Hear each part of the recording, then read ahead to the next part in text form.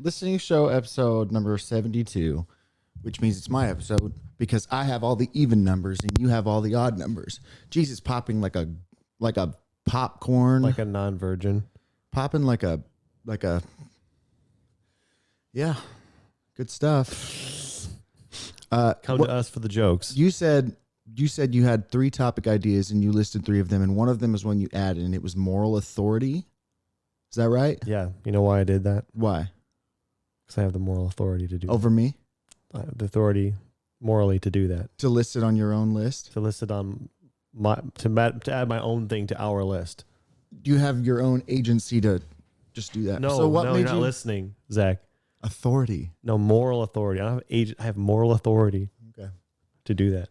I'm sorry. It's okay. It's me being confrontational here. It's me.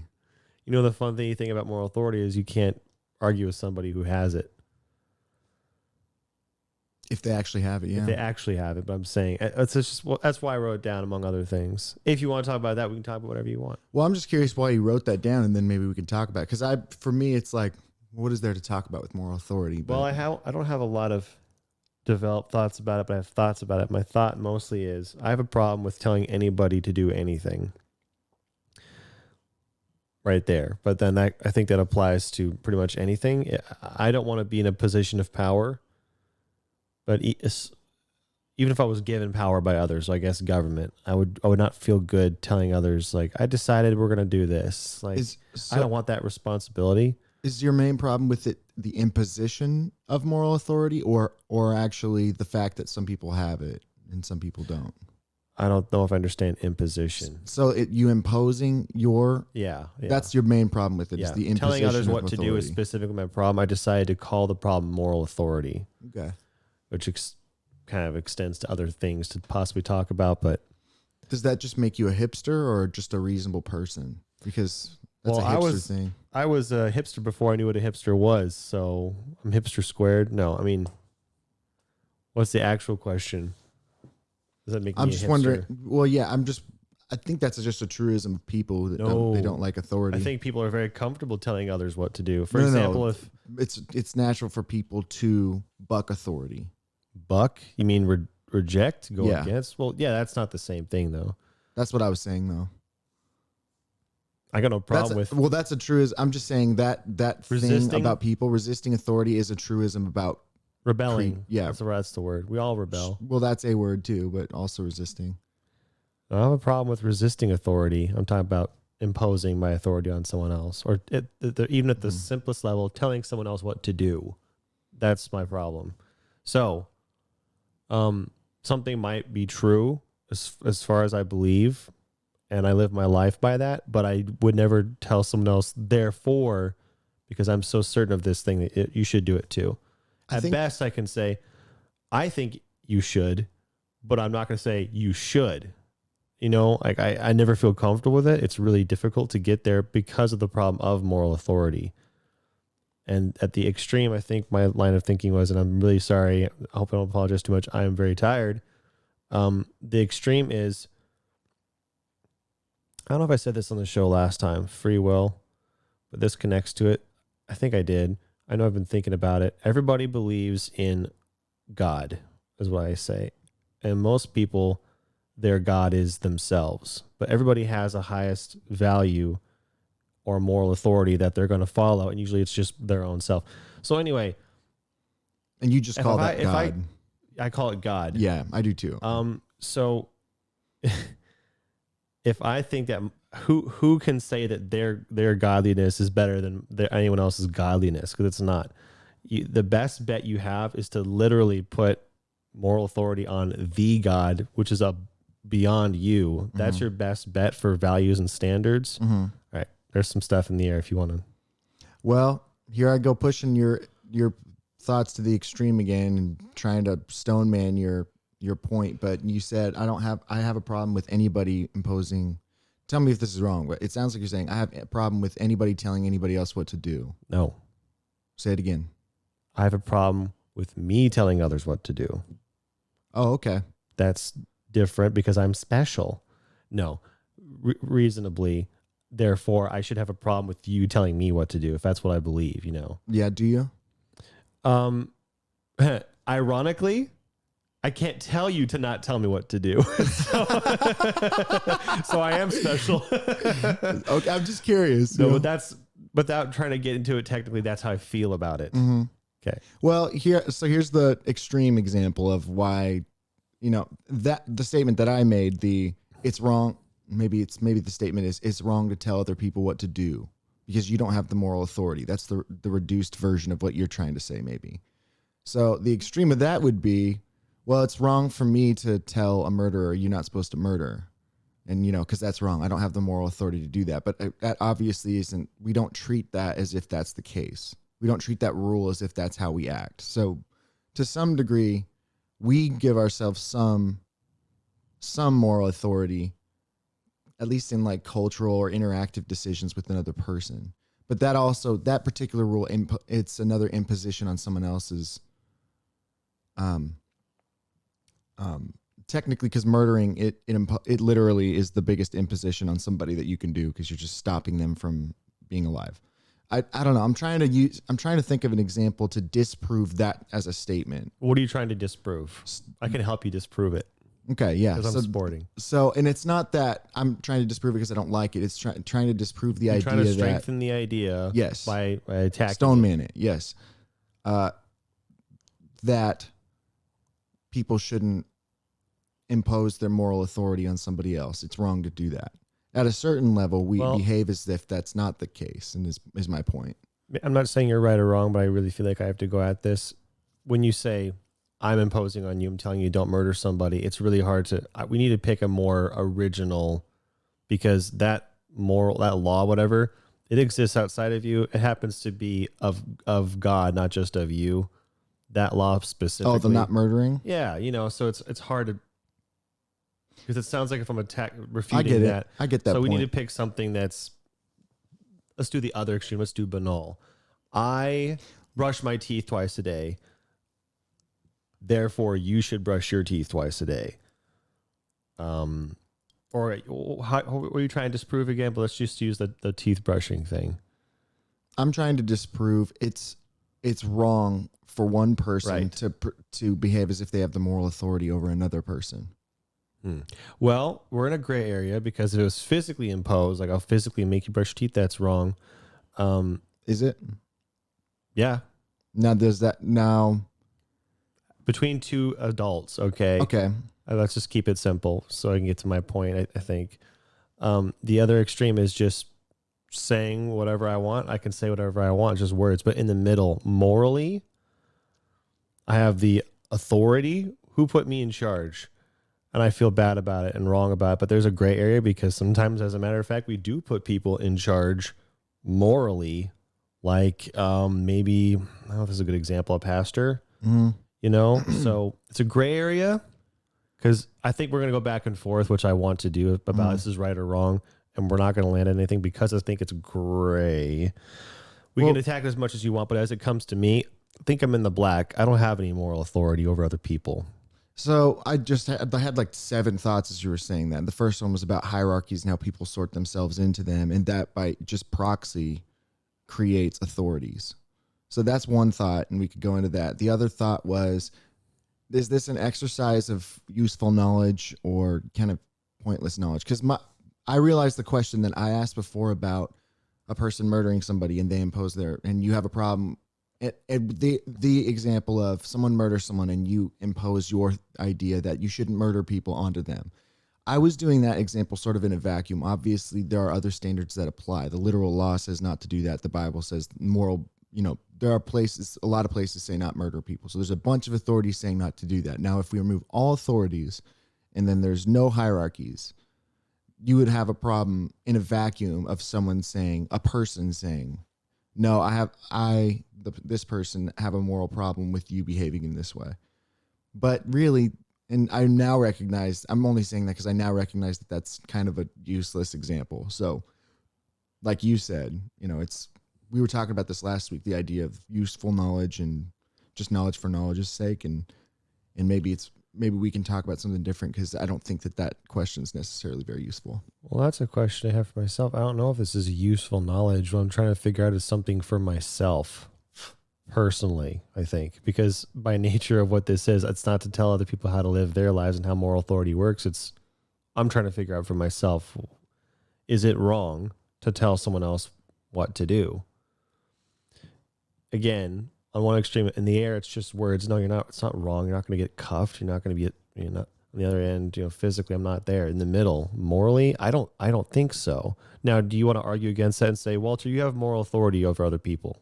I don't think it's an easy argument to make. So, if that's all true, then we can talk about maybe what you're interested in, how that might apply to other people. So I guess this is sort of the easy answer. And it's that if you ever try to impose your moral authority on somebody and it defaults back to another authority that's greater than you, then you're justified. So like someone's doing graffiti in a public place and you go up to them and say, that's illegal. You shouldn't do that. That's different because you're defaulting to a greater authority than yourself. And you technically, maybe you're not an agent of that authority, but you can behave that way. And that's probably more of a moral thing to do than just saying, I think you shouldn't do graffiti, therefore. But I'm not disagreeing, but that's parroting moral authority. It's not yours. That's what I'm saying. But you're okay with that. Yeah, but there's a dark side to that. I don't know what it's called. It's false prophet, antichrist. It's saying that I'm doing this and for a greater good, this thing, but you're not really. But you're saying you are, and that gives you a pass. You're borrowing someone else's authority so you can feel as though you're an authority figure. And that's one way of saying it. And I have different branches this goes to. One is politically. If your enemies are morally reprehensible and you're morally right because you're following what you tout as a greater authority, then that gives you the right to put that on other people. Mm-hmm. That's true regardless of where you are politically. But that's a dark side. In the same way that I don't think you should falsely parrot authority, I think that it would probably maybe be fair to also not parrot true authority. I don't know. That's kind of one of the questions I had. So similar to my theory about I can give an example, but go ahead. I'll remember. So dogmatism, I've talked about dogmatism before and how it's kind of reprehensible. And I said the only exception to that would be if your dogma is correct. Because technically, if you find the correct information and if you hold your views dogmatically, it's the correct thing to do. Because what should you hold? Because dogma is the idea is holding on to authority that without questioning it, basically. But if you were actually were to find the correct thing to hold dogmatically, like it's the accurate religion, whatever you want to call it. If you found the truth, you should hold that dogmatically. That's actually the appropriate behavior with that action. And I think similarly in this conversation, if you defer to a higher authority and you point other people to this authority and say, you have to do this, and I'm by proxy telling you that this authority is correct one, that's reprehensible in every case except for when your authority is the ultimate authority, in which case that's the appropriate thing to do. And I think those are kind of the same thing there. I get that, but I don't see a clean way out, because between two people, person A says, this is the right authority. Most people even would agree with me. Person B goes, well, that's not my authority. Right. We're disregarding obvious human error here. Let's say for some reason, we found some way to prove that there's the ultimate authority. A lot of people believe it's God. A lot of people believe it's other gods. A lot of people believe it's themselves, or the government. There's a bunch of different ones that people say. But if, let's say, everyone figured it out, and there was some way to prove it, then the appropriate thing to do would be to defer to that authority. Yeah, but obviously that's an interesting extreme to take it to, because even then, I think what I think about it doesn't change. So, like, I certainly don't feel good at the prospect of telling, objectively, empirically, hey, there's God, irrefutable proof that this is the moral high ground, whatever. Now, you'll have an amazing amount of people just going, nope. But then I still don't think I have the right to say to those people, you have to do these things. You should do these things. I mean, that's all true, but why do I need to say it? They know it in that scenario. Yeah. And I am servicing nobody maybe but myself by saying those things to people. Look at me and how I can, and I'm telling you, like, I'm not needed. Technically, what you're saying is you have a problem with prophets then. If I just took it to its logical conclusion, it's like, why do those guys get to be the messengers for a greater God? Because God actually communicated with them and sent them. But they didn't communicate with us, then proved it's like we don't know that he did that. What proof do we have that the prophets were the ones that God selected? Now, I'm trying to stone man this. Yeah, I get it. And I'm going to push back and say not every moral authority issue has to do with God.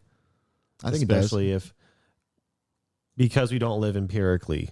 Yeah. Because morals are gray between all people, as in not everybody believes in God and all that. So,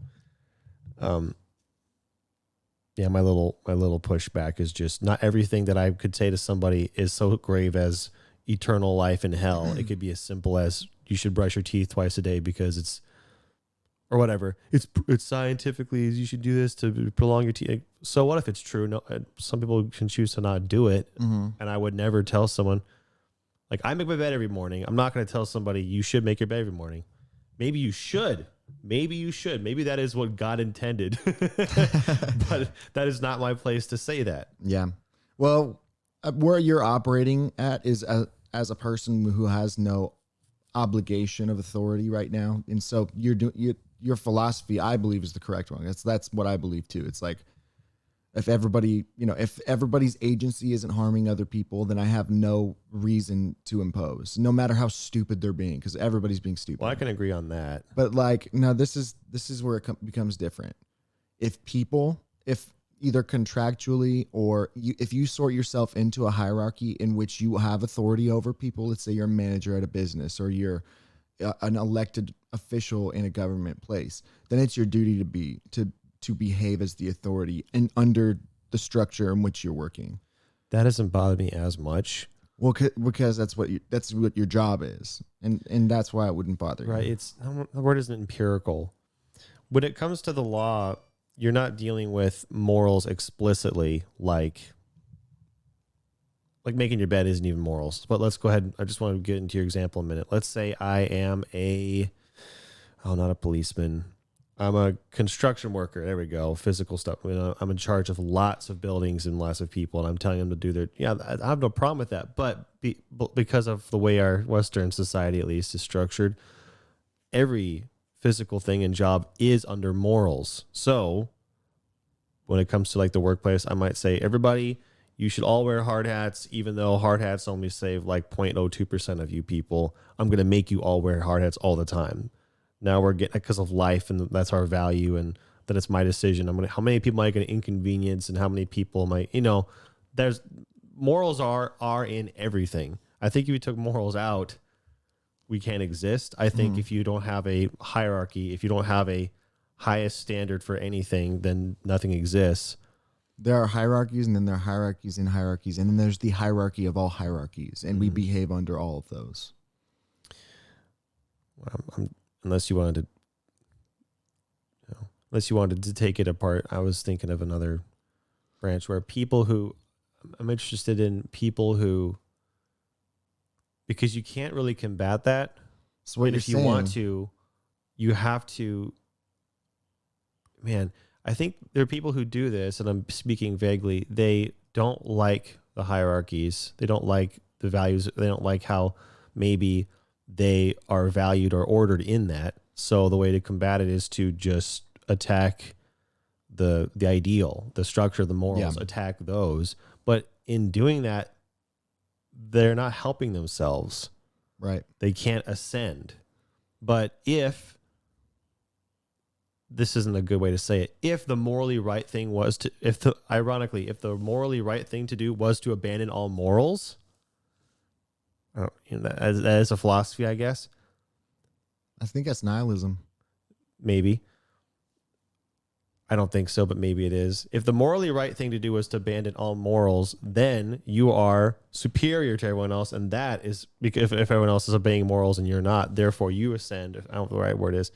Then you're allowed to impose your moral authority. I think people do that politically, and maybe other ways. Anyway, go ahead. I'm just spouting some I had a branches. joke, and the joke was, so what you're saying is that construction workers should make their bed.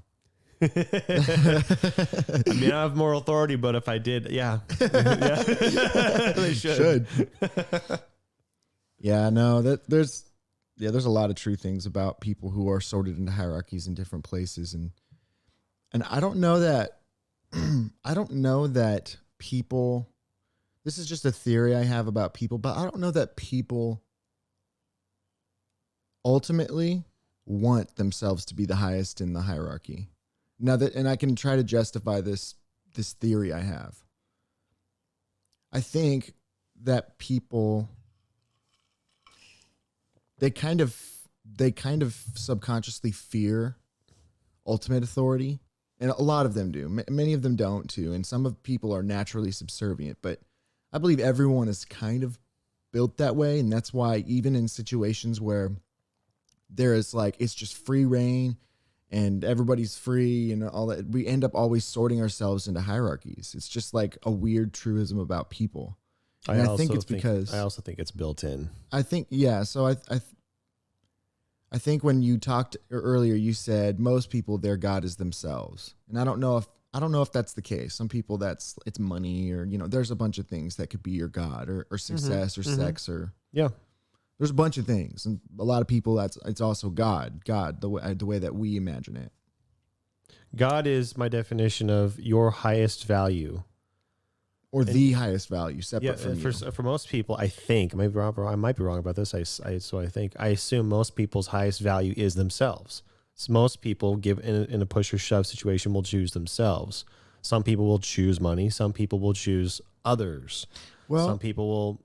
Yeah. No, I get that. I guess what I was going to say about it is that you can imagine hierarchies in a literal sense. Let's say, and you sort people are somewhere in the middle, like maybe above animals and plants and the world, but beneath laws and moral weight of the universe. There's a bunch of God. Everything that's God is above people, but we're somewhere above these other things, and people see that we're sorted above these things. Well, we're smarter than dogs and all plants and stuff, so I could see us sorting at least intellectually higher in the hierarchy than these things.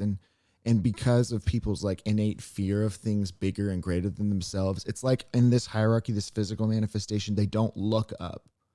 They're kind of good with just looking beneath them and seeing themselves as above all that. And I often think that's why it's so profound when people who have never considered an authority higher than themselves finally meet that authority face to face, metaphysically even. It's a very profound moment in their life, and all of a sudden things just change. It's what a lot of people call getting saved, because all of a sudden there's something bigger than yourself, and it changes the way you see everything else. Mm-hmm. I think that's why that moment for a lot of Christian people, or I shouldn't put quotation, for Christians who have experienced getting saved, it's always so life-changing. Is it literally just sorting of their perspective? It's looking down to looking up, in a metaphysical sense. There's not much I can add to that. There's some I could, but the one thing I was thinking, and it's because I'm cynical, I think you said people look out through the hierarchy and they see what's below them and they're comfortable with that and they're fine putting them beneath them. I think not only do they do that, they look across to others like themselves, and they are comfortable putting people of the same authority as themselves in the hierarchy beneath them as well, if they can. Some people. Yeah. Well, some people who are, I'll just use the word bad. Malevolent. That word works too. Yeah, I don't know. I think they would like to think that. Right. Some people. I was going to say something about that, and it kind of left my periphery. It's certainly true that there are people who wish that they sorted differently in the hierarchy, and they can do a lot of things to trick themselves into believing they're somewhere else. But I believe people kind of sort in the same place, at least in the ultimate hierarchy of values and of life in the universe, or life that exists, consciousness. And the value of consciousness, we're all kind of equal. And I think that's the plane in which people operate, at least, contractually, like in the Constitution, when the forefathers basically said that all men are created equal, all people are created equal under God. I think that's the hierarchy that they were talking about there. It's the hierarchy of consciousness, of value in life. Now, and there's just a bunch of hierarchies that are parallel to that one too, or beneath that one. And people often will forget about that hierarchy entirely just because in this other one they sort way higher. Maybe they're the ultimate authority in their business that they own. It's like, well, in this business hierarchy, I'm the top dog. So In this Twitter hierarchy, I'm top. yeah, Yeah. Therefore, I have this position in all hierarchies. yeah, I've achieved authority here. Therefore, I have moral authority. right. And there's certainly a lot of malevolence you can attribute to some people. I tend to believe, and maybe I don't think you believe this way, but I tend to believe it's not so much malevolence as much as it is ignorance. And there's Like- just a bunch of people trying to survive on a floating rock in space next to a sun that's burning at millions of degrees. When it comes to what you're talking, generally maybe sin. or just where they see themselves in the hierarchy or how they behave in hierarchies. It's like, there's plenty of deliberate motive or Well, you're gonna have malevolent to motive pick to be now. attributed. That but- makes sense if you believe, because I'm confused. You've changed your mind. You had said that you think people aren't good or bad and that exists outside of us. Therefore, the ignorance thing would make sense. But you said you changed your mind. You said all people are bad.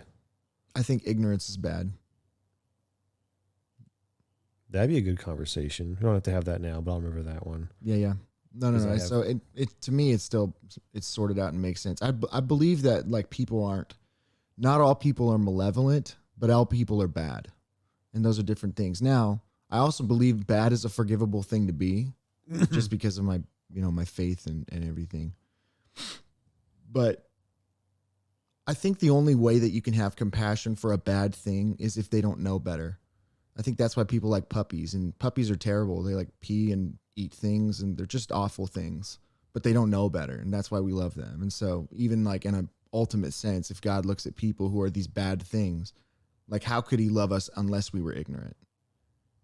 I'm sure he's capable because he's God, but ultimately I think it's easier to love a thing that's bad if they're ignorant. And I use the puppy example because that's kind of how I think of people ultimately. For us chewing up a tennis shoe or something is the equivalent of, oh, I ran over a guy because I hated him. That's obviously a really extreme example, Yeah. but God sees things in this different scope. So We talked about that in a couple different conversations, and I'll throw in my sides to those. So as far as people being bad, my opinion doesn't entirely or necessarily disagree. I think people are both bad and good, and they can be more bad than good or more good than bad, but both exist in them at all times. So that technically doesn't mean that you're wrong. People are bad. All people are bad. That's true if all people have bad in them. So that doesn't necessarily disagree. And as far as ignorance, everyone being ignorant and us being puppies, and I equate that to if God judges babies, where are they going, heaven or hell? Like, well, it's easy to say that they're good because they're innocent, but then in the verse says, well, they're ignorant, they don't know any better. Forgot I was going with that. Oh yeah, we talked about that last week about how God exists in another dimension and maybe time isn't a factor to him, so he can perceive their whole life maybe in the way that we can't, and he can see things that we can't understand. I accept that.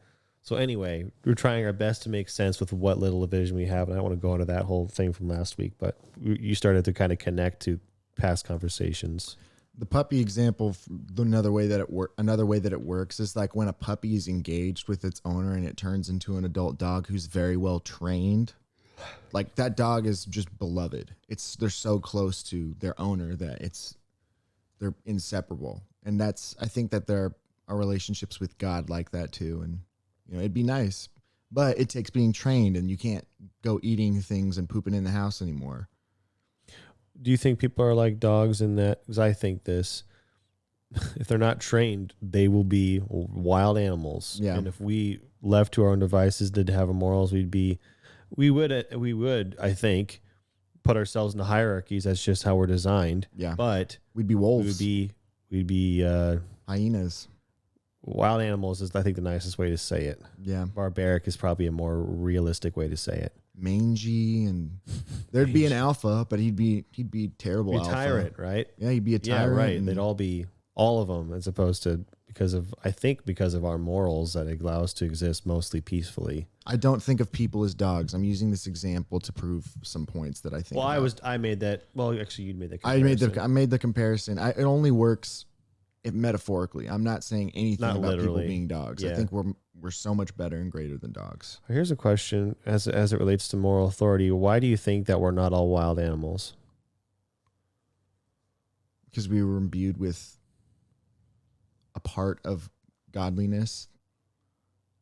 I think that's what separates us. Yeah, I don't disagree. Maybe there's a different way to say it, but that's yeah. I mean, We are made in God's image. And Yeah. I believe what that means it's is like that that's why we're not animals. It's not just well, it is kind of self-awareness. I think literally, think about it. I don't know if I've ever thought about this. Let me think about it for a minute. I don't know that what'd you say? Not the Holy Spirit, God's image. I don't know that God's image is literally self-awareness. I don't think it's just that, because I was just asking myself, do I think that Adam and Eve were animals before they ate from the tree of knowledge of good and evil? Because I think that's how bad entered the world, because that's free will and they chose it or something like that. Animals can't do that, but they did choose to do that. So they were self-aware.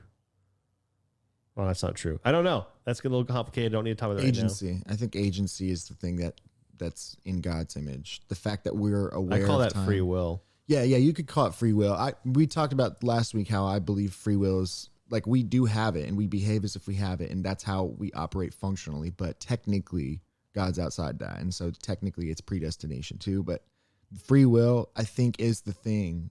The fact that we're aware that our decisions impact our futures is the thing that's like God. That's been observed. Oh man, how do I mean, I don't actually. I shouldn't say this because I don't know anything. So if you have something, go ahead. Otherwise, I'll spew something that probably won't make sense. Go ahead.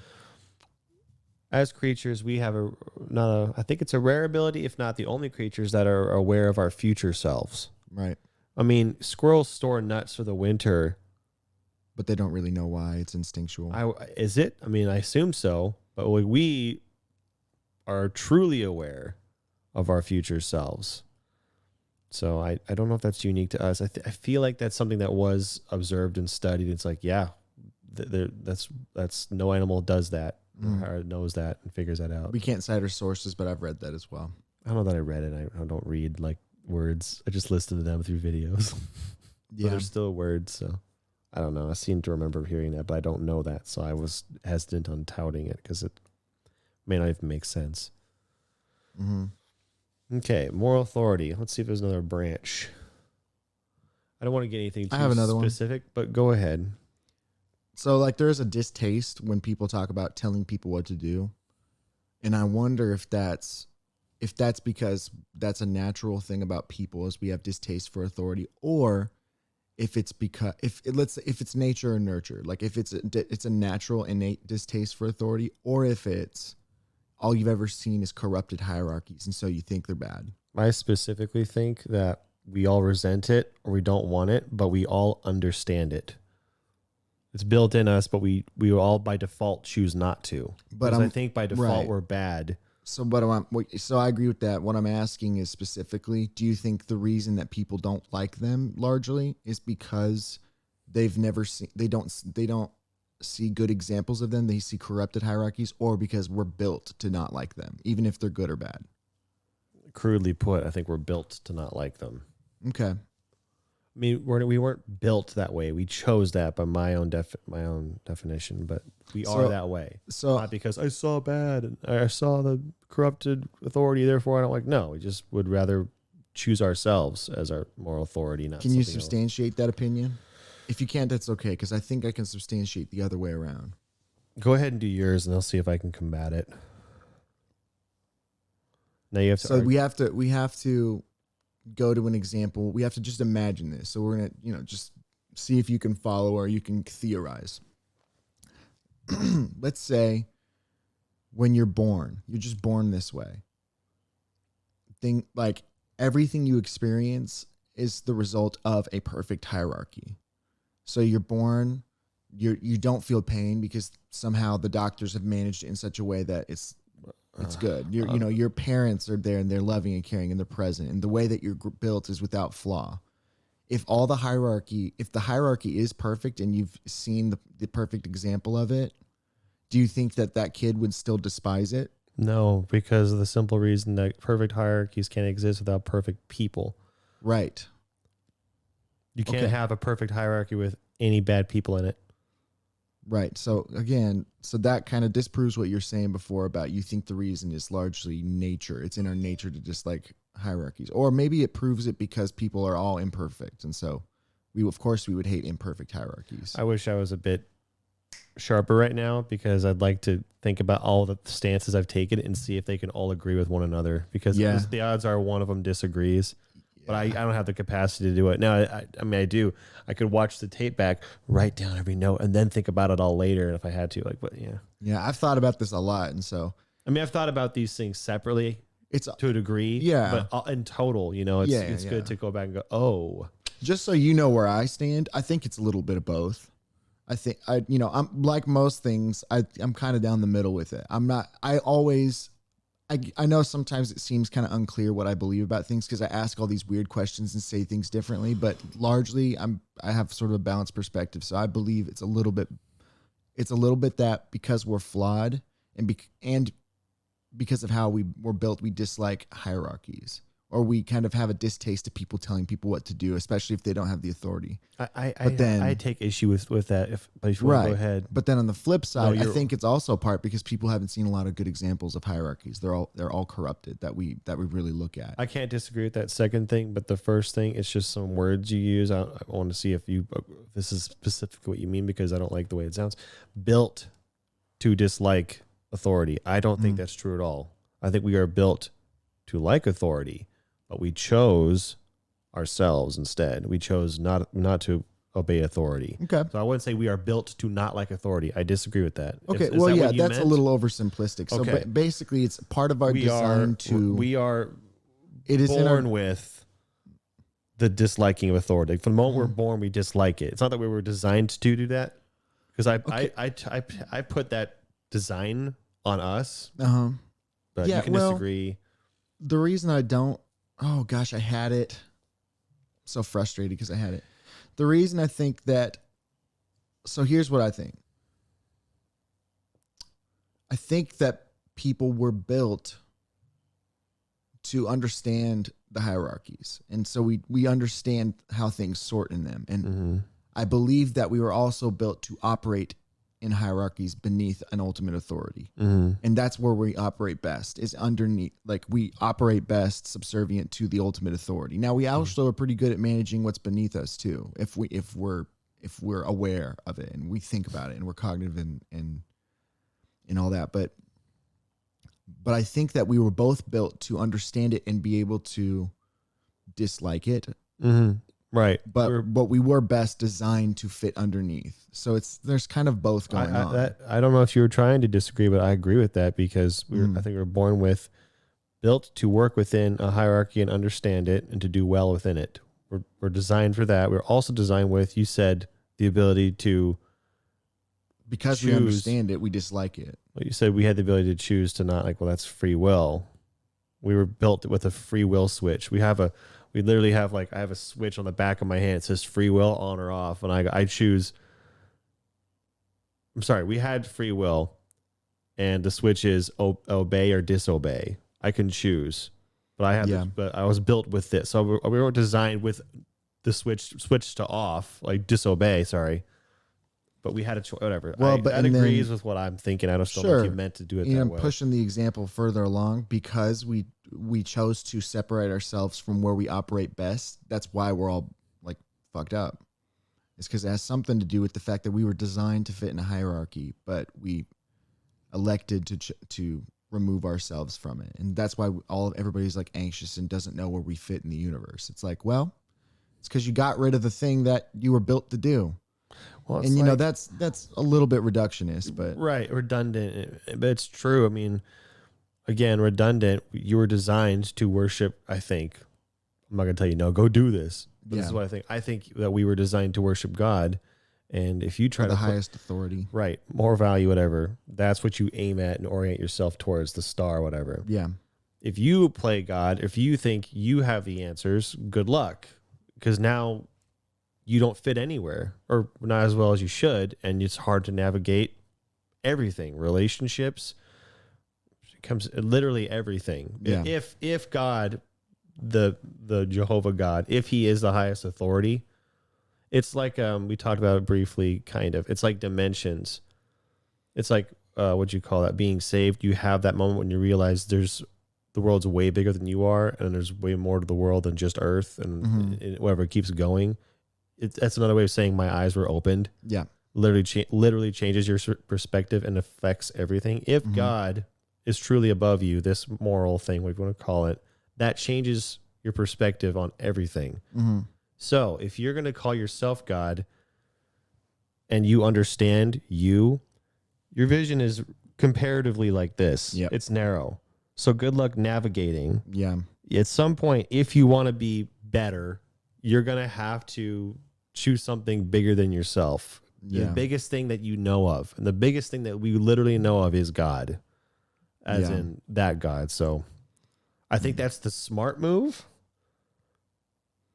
Well, it's the well, I don't know. I think the evidence, we speak a lot of these truisms and we behave as though they're just true. We also believe there's evidence to substantiate these things that we're saying. Like, you look at the evidence of a life that largely follows God, and you see them like doing pretty good largely. Obviously they have their problems because it's the earth and stuff, but it's like their joy is different than most people's happiness. I don't know if this is a great idea, but it sucks that it's so difficult, if impossible, to prove that God exists. But I'm not the only one to think this. I think it's just as impossible to prove that he doesn't. Yeah. So you're stuck with faith either way. Yeah. There's no, which I think is kind of smart. If I was God designing stuff, I'd say you have to choose. Yeah. Give it about a 50-50 I'm choice. gonna give them. Yeah. I want to give them that free will switch. They have to choose. They have to have faith. There's no other way. Yeah. Which is kind of, I think it's funny, actually. It is funny. Yeah. And I have, just because of the way I see things, I kind of cringe every time you talk about the free will switch and stuff. But I technically believe in that. We talked about this last week, Yeah. but I do think that God's outside that, and he technically orchestrates all this stuff. And yeah, I also talked to my mom about this, the way that I talked about, and you get to participate in the process of changing your own future. I think that that's actually the most hopeful story that there is. And I think everybody talking, like, that's why Endgame like stands out so much in people's minds, or The Lord of the Rings. You talk about these stories where you yourselves are given the opportunity to participate in the changing of the future for your world. To rehash, but also mostly to re-clarify, Yeah. as it comes to fate and destiny, whatever, your agency, free will, what's preordained, we agree, I think, that it's both. I'm not trying to trap you, because I believe it's ultimately one of them. we But can only one. Yeah. Oh, well, I thought we equated that. Maybe I know that's what I thought. Like, crudely explained, the world is a board game, and Yep. God's looking at a board game. God has the ability to move boards, and you said he does intervene. He does move stuff, but it's us choosing where to go. We have the ability to choose our future and do what we want to do, but God can also move things if he wants to. He has the ability to do that. So it's a bit of both. It's a bit of, I don't think that. okay, what do you think? I think it's completely outside us.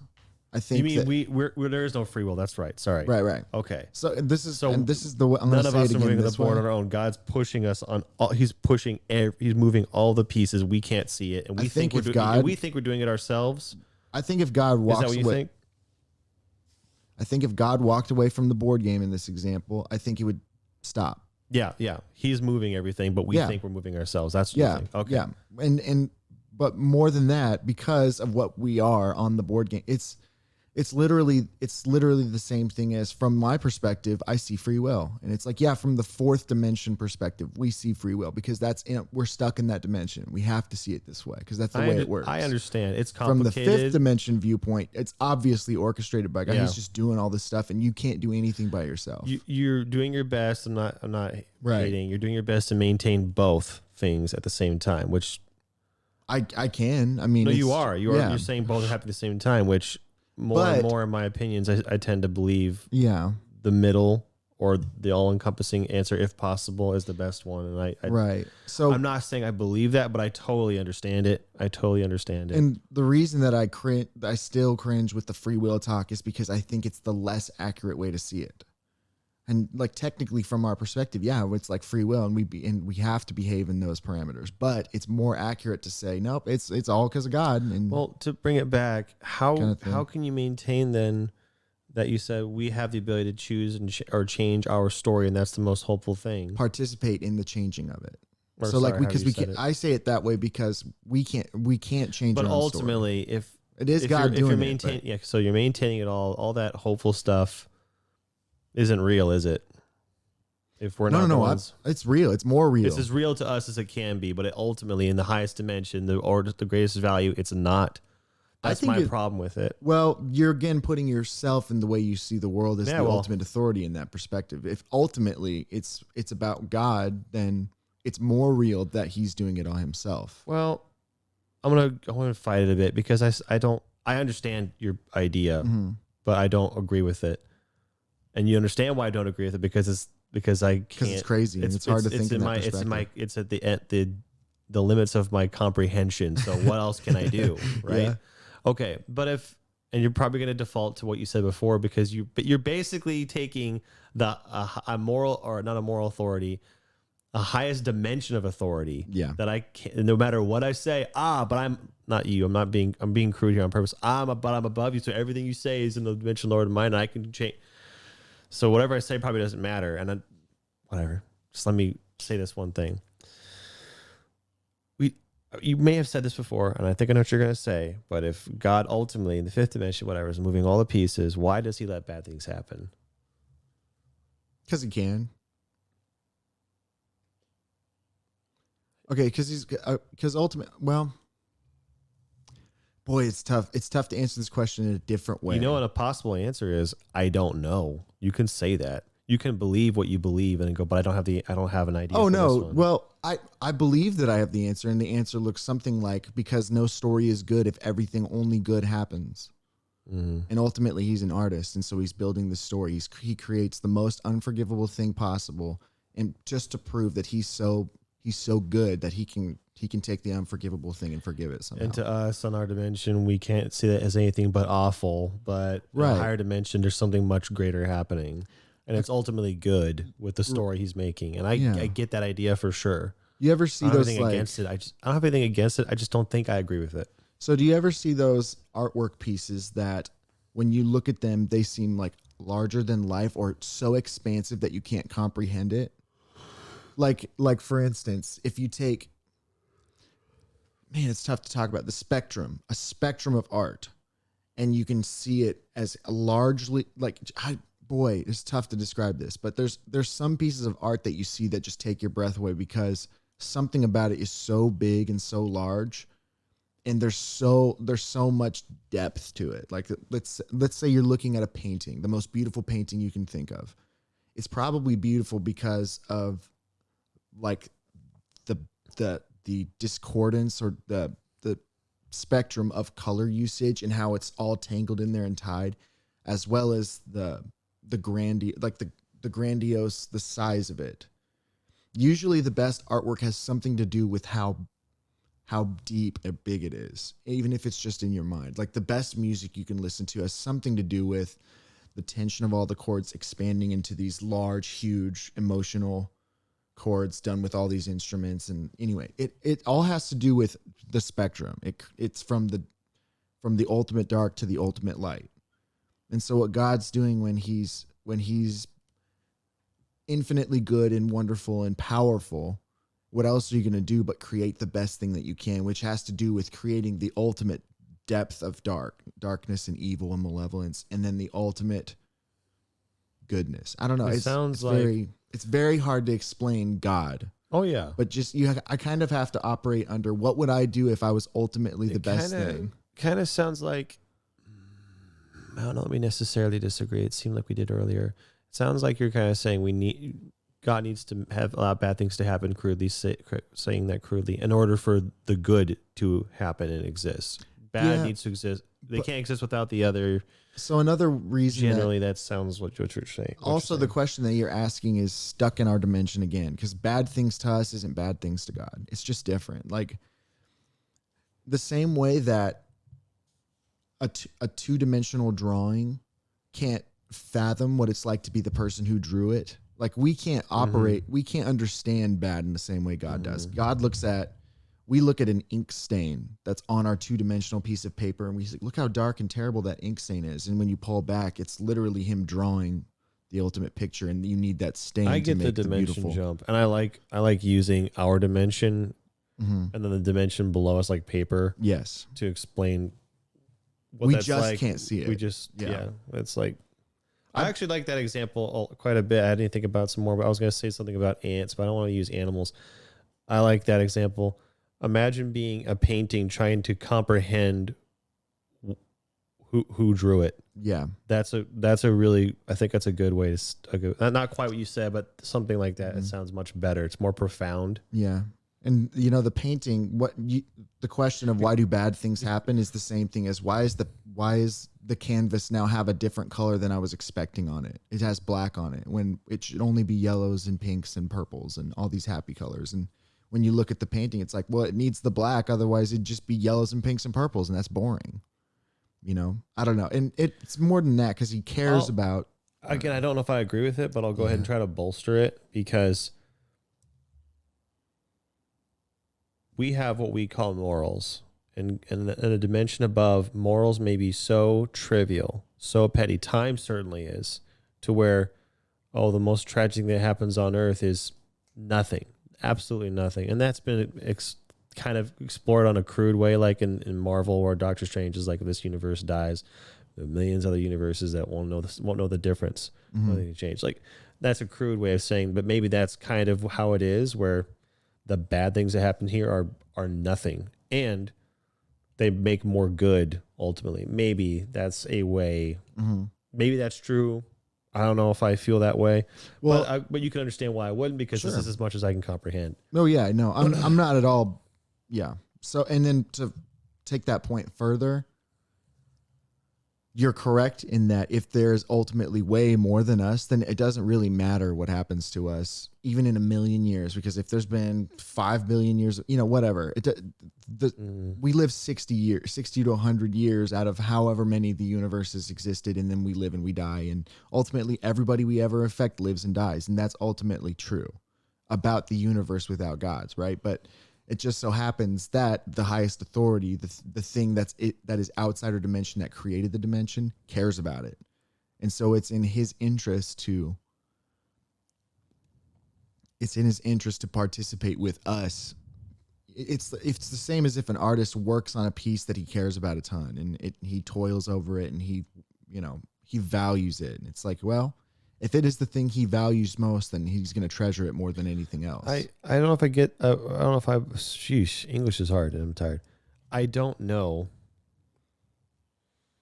if I agree with this, but I certainly understand it. If, again, is it your mama? No. Again, using dimensions as paintings as a dimension. If we are a painting if we are a painting and God is the painter, whatever. And God, as a painter, as an artist, his job and desire is to make the most beautiful thing possible. In order to make the most beautiful thing possible, there has to be bad things in it. It has to be good and bad. You have to have all of it. So on this painting, there's a coffee stain. This coffee stain is natural disasters. And to us, we're like, you're mixing my blues and my reds. What's on the canvas? Like this is all messed up. And God's like, it's perfect. And then if whatever, that's a crude way of explaining bad. It's nothing to him other than something beautiful, which.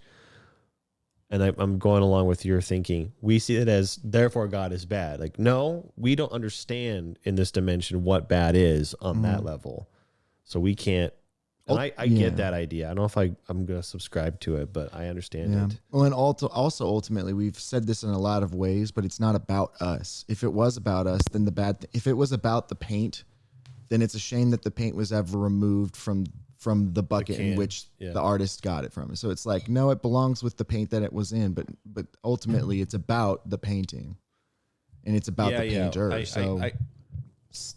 So there's a lot of things that are a shame to the paint that God uses to create paintings or whatever. It's just more, it's easier to justify my ridiculous things that I say if it's not about me. And I remember that, like, it's almost impossible to tell a stranger that, especially someone who believes that they're the highest, they're the God in their hierarchy. It's like, well, you think about what it's about. It's literally about this. And the fact that we are involved in it all is like really cool and awesome. In the grand scheme of things, I'm not even a microorganism, unaware of all the life in the world and in the universe. I'm not even a microorganism, probably. Yeah. Compared and relative to dimensions. Dimensions is the word I'll use. I think it's the best understanding we have of levels above and beyond. Yeah. So anyway, very hard to talk about anything in this dimension like moral authority or good and bad as soon as we ever introduce another one. So when you introduce the one above and say, but free will technically doesn't exist, then it gets complicated. But I do appreciate talk about those things or struggling to because it's interesting, number one, and two, it helps me understand what you think about things, and I don't have to agree, but I can go, I understand why you think that now. Yeah. We literally are the microorganisms that don't matter at all, but God loves them, right? And these microorganisms are part of something beautiful. They're preserved in the little science vial, and he looks at us all the time. Like, he looks at us all the time. Look at him go. They're swimming around. They're making that one ate the other one. There's my little yeast beast. Yeah. There's a lot of different weird examples that can try to convey an idea. And none of them will work, but they'll all be like the tiniest. Get a little bit closer to maybe understanding the concept of what we're talking possibly understanding the beginning of a concept. You know, like that's I wrote probably not. Yeah, I wrote at some point, maybe I'll share it, but I wrote this thought exercise trying to comprehend that idea of what makes people unique in the universe, because we're kind of useless, and it had something to do with it was following an artist, a God character, and he walks up to a perfectly still body of water, and then he like splashes it and gets it moving, and that's by the way, try to picture water that's absolutely still. Absolutely it looks motionless. like glass. It doesn't exist because we're on Earth and there's constant motion and gravity, but try to imagine it. But yeah. So, and then he's the one that gets it rippling and moving, and then in that, the part of the water that we are the parts that reflect God, his image, because water reflects an image. And I don't know, it's tough to convey. I don't know if that's even the best metaphor to convey it, but because everything's so fluid and hard to quantify, so far it's my favorite example, but it's very difficult to reason why. And the parts of the water that show the face of the person who splashed it, that's the most accurate. I don't know. And the reason that it's valuable or it's valued is because the person doing the splashing, man, I'm not going to keep going Don't with worry this. about it. I wrote it out in a way that's good, but it's complex. It's too hard to try to explain in a way that's going to sound good or smart. Oh, they said we're smart. You said or smart. Or smart, yeah. We're just saying all that. We're smart. All right. We're smart, yeah. No, there is more to be said about moral authority, but I'm good now. Okay. I have now that I've itch has written been it out scratched. and talked about it for an hour, I proved that I had the moral authority to do that. So Yeah. thank you for your time. Yeah, and thanks for being the boss.